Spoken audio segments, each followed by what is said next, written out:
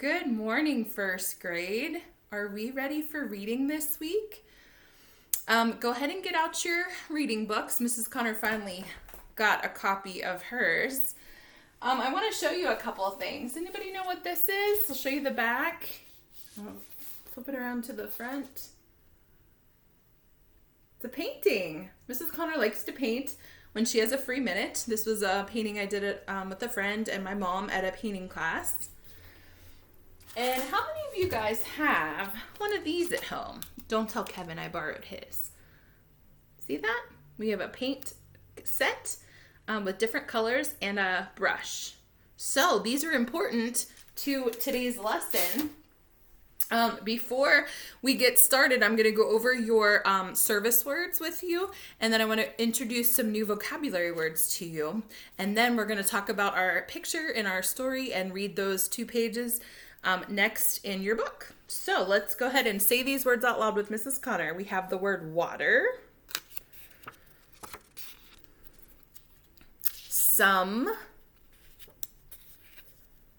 put, other, have, give, could, they're sticking together, color, any, and we're back to water. And then some new words. You have 5 words that are new. We have the word paintings. Say paintings. If we cover up the ending, we have the word paint.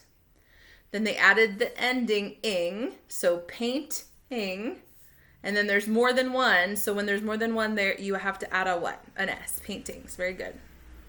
Okay, the next one is watercolors, which is what I just showed you, Kevin's watercolors. So we have the word water, then we have the word color, and we put them together. It's a compound word, and we have watercolor, and then there's more than one, so we have to add that S, okay?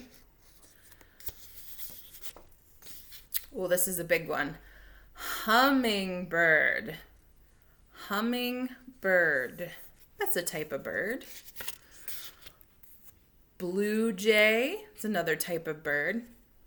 Maybe some of you have seen these. And we have a robin. And I think a robin's a little more common. That we probably see robins more than either of the other ones. And then we're back to that beginning.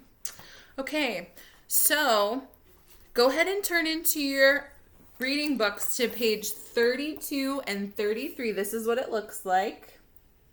And the picture, if you notice, is kind of tied in both pages. So we're going to be looking at that.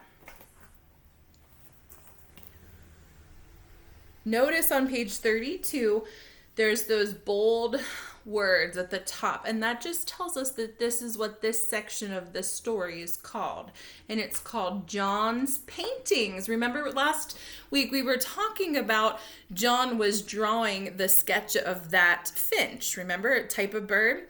Now today we're going to talk about his paintings. So he's not just drawing, now he's painting with color. That sounds exciting. How many of you like to paint at home? I'm sure all of you do. Okay, let's get out our pointer finger and point to the first line. We see the word repeated again, John's finch did not have any color, right? He just drew it on white paper. It was just black and white. Next line, John wanted to paint the finch. Next line, and John did. So let's look at the picture. Do we see a finch anywhere? I don't see a finch. I do, however, see the new stuff we're going to be talking about that he's going to be painting. I see the hummingbirds right here. And over here, remove the book, is your robin down here. And then up here in the tree is right there, the blue jay. Cool. Okay. I also saw that this tree is really nicely painted in your book, and he's sitting there and painting with the birds scattering about and maybe the wind's blowing a little bit. Do you think it's pretty peaceful there? Yeah, I think it's pretty quiet and calm there for him to just relax, and he's doing these paintings. Let's go ahead and with our pointer finger do the first line on page 33. We see the word John in every single beginning line here. John got some, new word, watercolors and a brush. Next line. John painted a hummingbird on a red bud. So red flower, red bud. John painted a blue jay on a branch. Is the blue jay on a branch in the picture? Yes, just like the hummingbird is by the red bud. And then on the last line it says, John painted a robin as it sang. Well, I can't hear it sing, but I'm sure you've heard robins sing if you've been outside.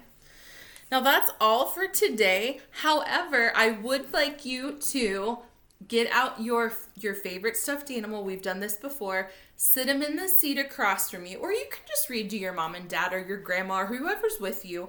That's fine too. I just think it's kind of fun to get out your favorite animal, and you can pretend you're the teacher and say, I want to talk to you about John's paintings today. And then you can read them the story. So I want you to go ahead and reread that on your own to your animal, page 32 and page 33. And that's all for today. And I'll see you back here again soon.